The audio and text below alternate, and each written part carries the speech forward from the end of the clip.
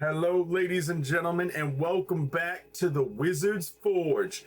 I got an interesting one today. I haven't really seen other D&D creators do this, perhaps because they don't want to cross these two things together.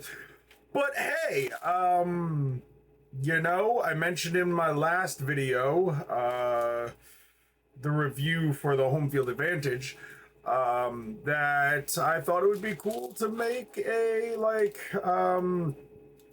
lair action or whatever for, like, a giant zombie based off the Magic the Gathering card of Grave Titan, right? Well, we're not going to do exactly that, but we're going to do something very similar. Give me a second here.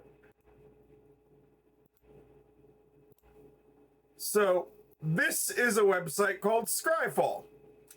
You could search up Magic the Gathering cards or randomize it. You could search by sets, a whole bunch of options, right? But what we're going to use today is the random card feature. Now, if y'all want to see me cover a specific card, if you know about Magic the Gathering, then hey, go ahead and put in the comments below the name of the card. I'll look it up and I'll do a video on it. But for today's purposes, we're going to go crazy like one of my favorite DC supervillains, the Joker. Cause a little bit of mayhem by choosing a random card. So in 3, 2, oh, I did that backwards. 3, 2, 1, let's go. All right, so we got Heartfire Immolator. All right. So let's see. Prowess. Whenever you cast a non-creature spell, gets this creature +1/+1 until end of turn. Okay, well, casting a spell in Magic the Gathering terms is different than D&D terms. D&D terms, that +1 bonus wouldn't help you because your turn's most likely over when you cast a spell. But I think Prowess would be really cool as a mechanic for a monster. So every time this creature casts a spell, it can make an Arcana check DC, whatever its spell save DC is, right? And if it succeeds that Arcana check, it gets a +1 bonus. And these can stack. So, for example, if it succeeds 3 Arcana checks, then it can get a +3 bonus. But to balance this, I would make it so that that bonus is reset the moment it fails an Arcana save. And the save happens at the end of each of its turns. So for the first turn, it can make that save after casting a spell, and that does include cantrips. That's something important here. So anyway, it makes the save against its own spell save DC for the purposes of prowess. If it succeeds, it gets a +1. Next turn, makes another save at the end of its turn if it casts a spell or cantrip. It succeeds, it's now at a +2 bonus. Next turn, cast a spell or a cantrip at the end of its turn, does the prowess. If it succeeds, +3. If it fails, then it's reset to 1. Same on the +2 and so on and so forth. It resets the moment they fail. So it's a little bit of a chaotic mechanic, and I like that, you know? Chaos is fun. Everybody likes the randomness of D&D. Well, certain randomness. Not everybody likes critical fumble tables. Not everybody likes the wild magic. But me, personally, I love wild magic. It's one of my favorite subclasses in all of D&D is the wild magic sorcerer. All right, next step. Pay 1 red mana, sacrifice Heartfire Immolator. It deals damage equal to its power to target creature or planeswalker. Okay, so for this, what I would do, obviously you don't want to kill the monster, but perhaps the target can sacrifice 1 hit point for 1 point of damage. So let's say this thing has maybe 100 hit points, right? It could sacrifice up to a maximum of half its hit points. So that way, no matter what it is, it has a certain amount it can sacrifice. No matter what CR, no matter what health points. It can sacrifice up to half of its maximum hit points total to deal that much damage to a target that it could see within 120 feet. That's interesting. And you don't have to do it all at once. So let's say the monster decides, or you as the GM, let's be honest, one turn that you're going to sacrifice 20 hit points, right? And next turn you decide you want to sacrifice 30. Or maybe you want to be a little less aggressive with it and you want to sacrifice like 10 one turn, then like 15 another, then like 10 another.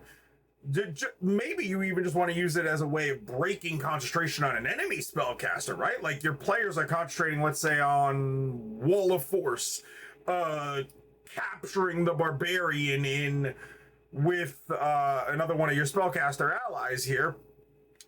You could go, okay, I'm going to spend 20 of my points. You gotta make a natural... Wait, is it half damage? Yeah. No, it's DC 10 or half the damage taken. So you want to do like 40 damage out of that 50 capable to break that guaranteed. Or like maybe you want to do like...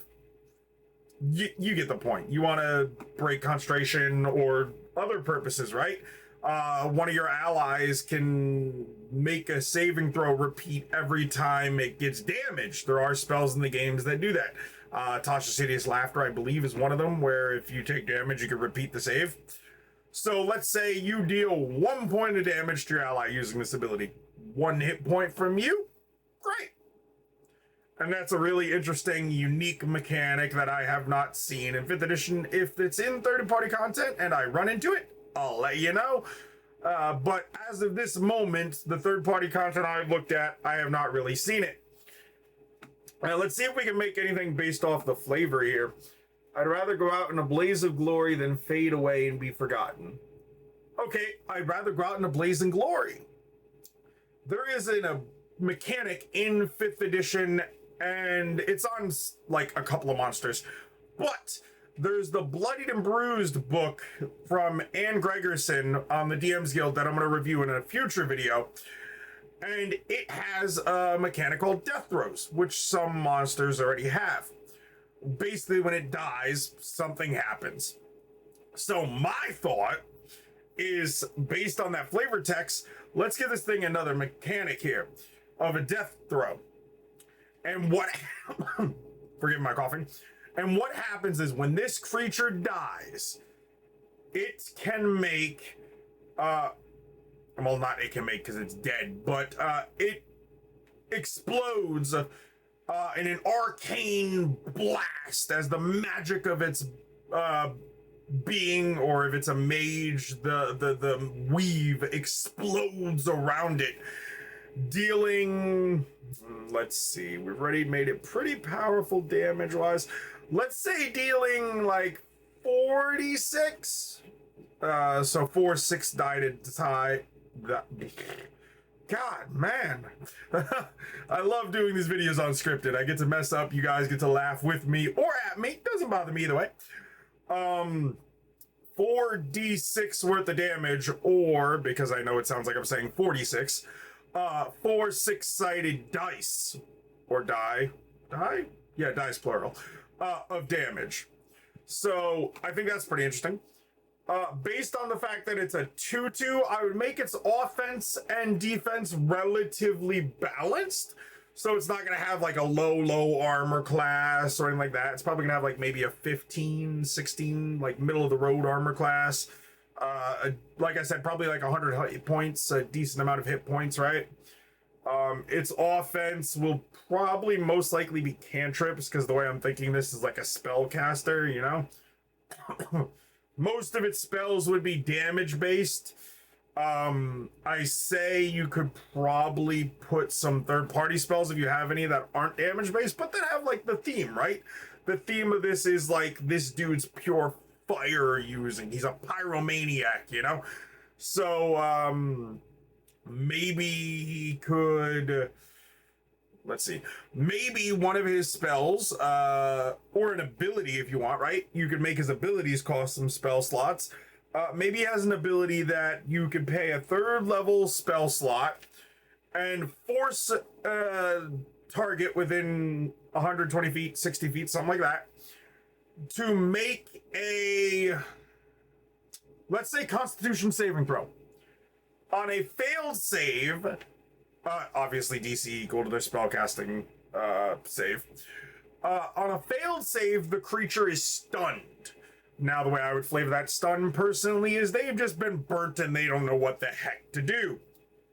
I suppose you could probably find a burned condition in a third-party book somewhere. Again, if I find that, hey, I'll do a review of all different third-party conditions I found. I know Alkandar's Almanac from the Dungeon Coach has some that I'm definitely interested in covering. So if I can find enough, I can pile them, I'll gladly do a review of them.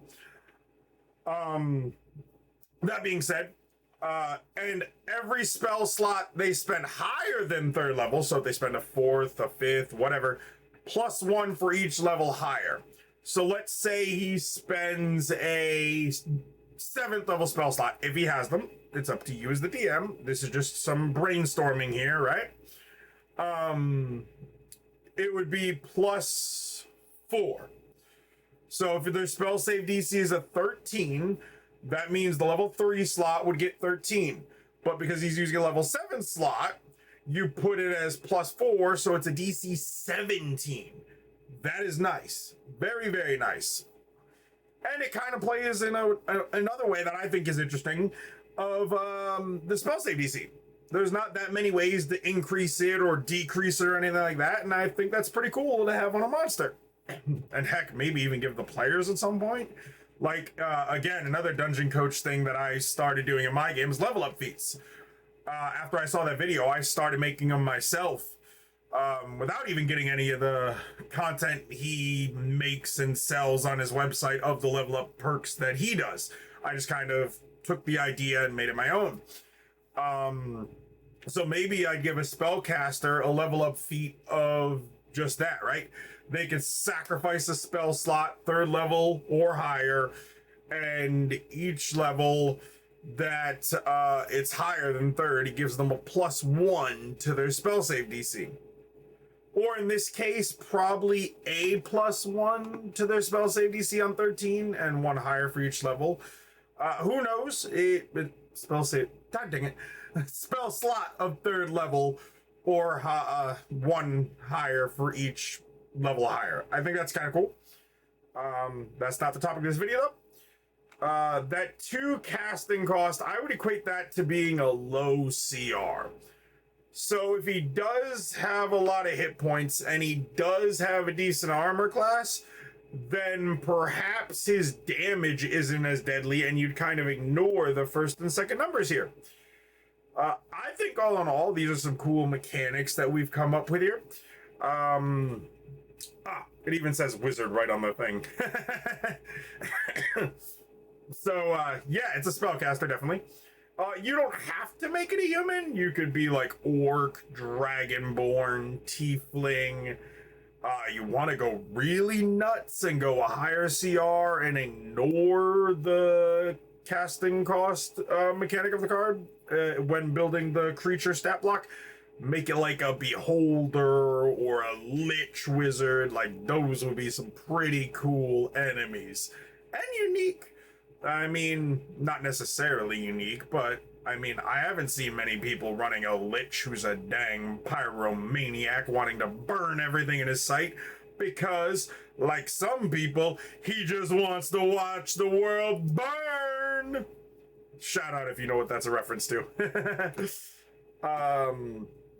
But yeah, if you're interested in more of these videos where I kind of brainstorm ideas for monster stat blocks or like player feats based off of the card, let me know.